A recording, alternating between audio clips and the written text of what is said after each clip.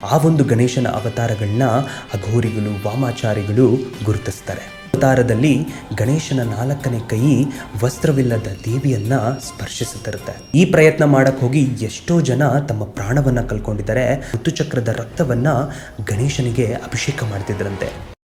ಗಣೇಶ, ಗಣಪತಿ, ಲಂಬೋದರ, ವಿಘ್ನ ವಿನಾಯಕ ಹೀಗೆ 108 ಹೆಸರಲ್ಲಿ ಗಣೇಶನ್ನ ಕರೀತಾರೆ. ಇದು ಗಣೇಶ ಪುರಾಣದಲ್ಲಿ ಉಲ್ಲೇಖ ಇದೆ. ಗಣೇಶನ ನೀವು ಯಾವಾಗಲೂ ನೋಡಿದ್ರೆ ಅವರು ಸೌಮ್ಯ ರೂಪಿಯಾಗಿರ್ತಾರೆ, ತುಂಬ ತುಂಟನಾಗಿ ಇರ್ತಾರೆ, ಚಿಕ್ಕ ಮಗು ಥರ ನಮ್ಮೆಲ್ಲರಿಗೂ ಕಾಣಿಸ್ತಾರೆ. ಆದರೆ ಸಮಯ ಬಂದಾಗ ಒಂದು ಶಕ್ತಿಶಾಲಿ ರೂಪವನ್ನು ತಾಳ್ತಾರೆ, ಹಾಗೆ ಅಜ್ಞಾನವನ್ನು ಅಳಿಸ್ತಾರೆ. ಏಕದಂತನ ಥರ ಒಂದು ಕೈಯಲ್ಲಿ ಕೊಡಲಿ ಇಟ್ಕೊಂಡಿದ್ದಾರೆ, ಇನ್ನೊಂದು ಕೈಯಲ್ಲಿ ಅಜ್ಞಾನವನ್ನು ಅಳಿಸೋ ಚಕ್ರವನ್ನು ಇಟ್ಕೊಂಡಿದ್ದಾರೆ. ಈ ಥರ ಎಷ್ಟೋ ಅವತಾರಗಳನ್ನ ಎತ್ತಿದ್ದಾರೆ ನಮ್ಮ ವಿಘ್ನ ವಿನಾಯಕ. ಇವತ್ತು ನಾವು ಈ ವಿಡಿಯೋದಲ್ಲಿ ಗಣೇಶನ ಅವತಾರಗಳ ಬಗ್ಗೆ ಮಾತಾಡಕ್ಕೆ ಹೊರಟಿದ್ದೀವಿ. ಕಂಪ್ಲೀಟ್ ವಿಡಿಯೋ ನೋಡಿ. ಗಣೇಶನ ಈ ಅವತಾರಗಳ ಬಗ್ಗೆ ಗಣೇಶ ಪುರಾಣ, ಶಿವಪುರಾಣ, ಬ್ರಹ್ಮಪುರಾಣ ಹಾಗೆ ಎಷ್ಟೋ ಈ ಥರ ಗ್ರಂಥಗಳಲ್ಲಿ ಉಲ್ಲೇಖ ಆಗಿದೆ. ಒಂದ್ಸರಿ ಮಹಾದೇವ ಅಸುರರ ಜೊತೆ ಯುದ್ಧ ಮಾಡಲಿಕ್ಕೆ ಇಡೀ ಭೂಮಂಡಲವನ್ನು ತಿರುಗ್ತಿದ್ರಂತೆ.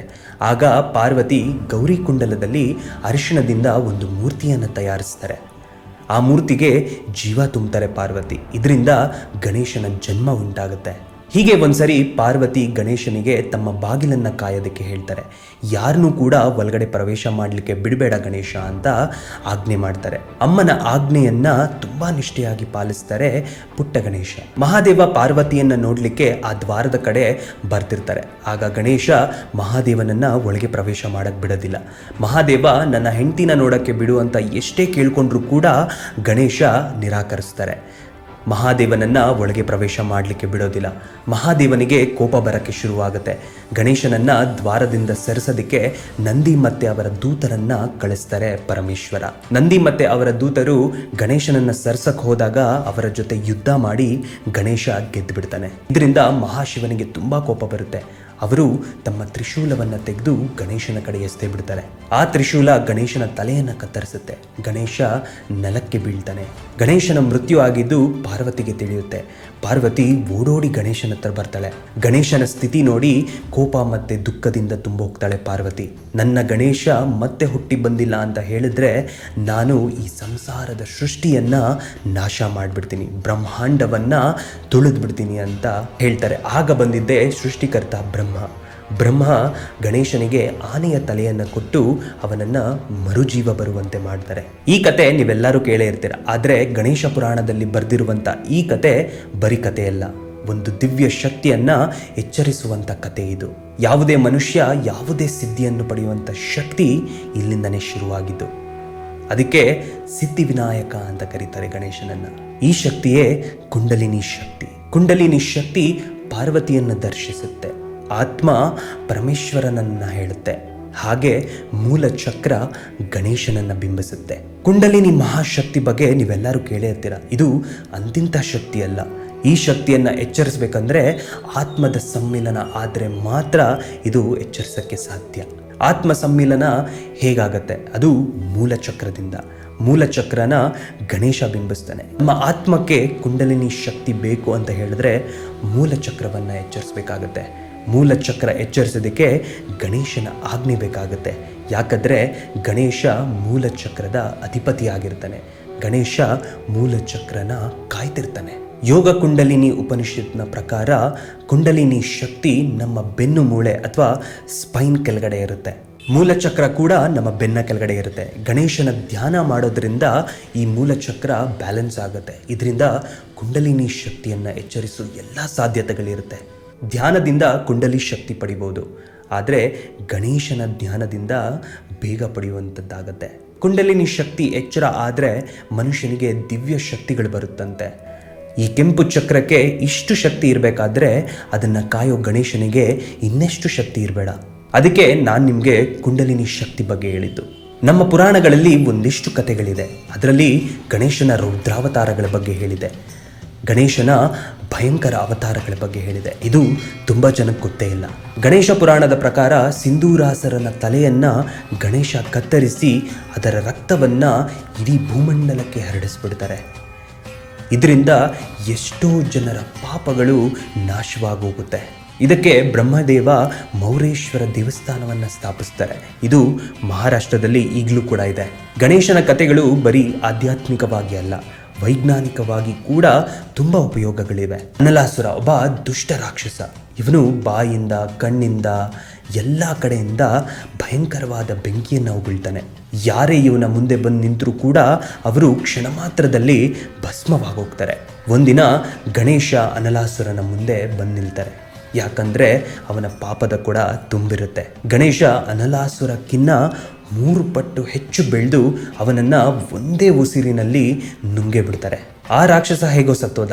ಆದರೆ ಗಣೇಶನಿಗೆ ವಿಪರೀತವಾದ ಹೊಟ್ಟೆ ಉರಿ ಶುರುವಾಗುತ್ತೆ.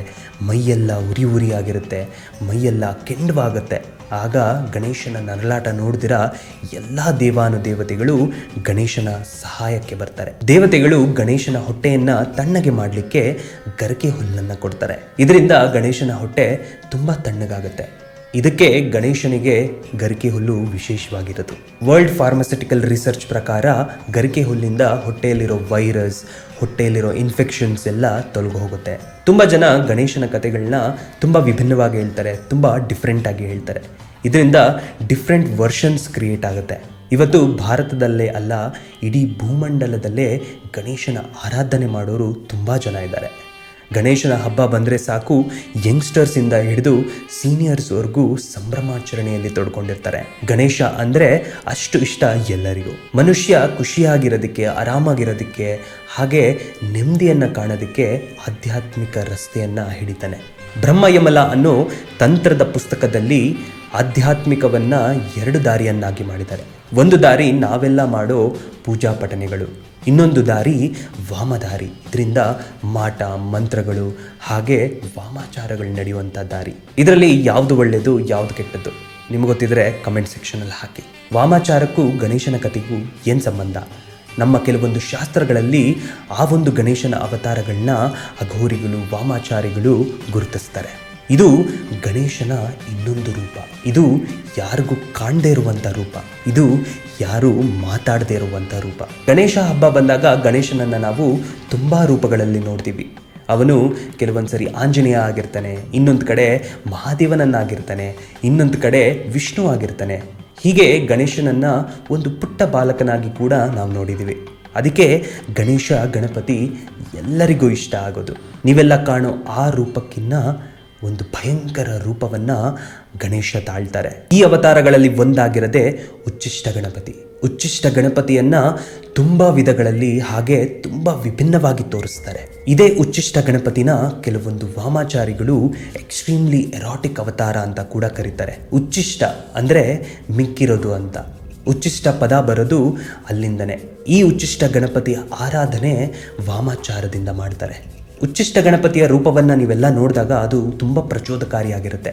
ಅವರು ಪದ್ಮಾಸನದಲ್ಲಿ ಕೂತ್ಕೊಂಡಿರ್ತಾರೆ. ಅವರಿಗೆ 4 ಕೈಗಳಿರುತ್ತೆ. ಅವರು ಕೆಂಪು ರೂಪದಲ್ಲಿರ್ತಾರೆ. ಉತ್ತರಕಾಮಿಕ ಆಗಮದಲ್ಲಿ ಬರೆದಿದೆ, ಉಚ್ಚಿಷ್ಟ ಗಣಪತಿಗೆ 3ನೇ ಕಣ್ಣಿರುತ್ತೆ. ಅವರ ಎಡಭಾಗದಲ್ಲಿ ಒಂದು ದೇವಿ ಕುಂತ್ಕೊಂಡಿರ್ತಾಳೆ. ಅದು ಯಾರು? ಉತ್ತರಕಾಮಿಕ ಆಗಮದಲ್ಲಿ ಆ ದೇವಿಯ ಹೆಸರು ವಿಘ್ನೇಶ್ವರಿ ಅಂತ ಬರೆದಿದೆ. ವಿಘ್ನೇಶ್ವರಿ ಗಣೇಶನ ಎಡತೊಡೆ ಮೇಲೆ ಕುತ್ಕೊಂಡಿರ್ತಾಳೆ. ಇದು ತುಂಬ ವಿವಾದಕ್ಕೆ ಕಾರಣ ಆಗುತ್ತೆ.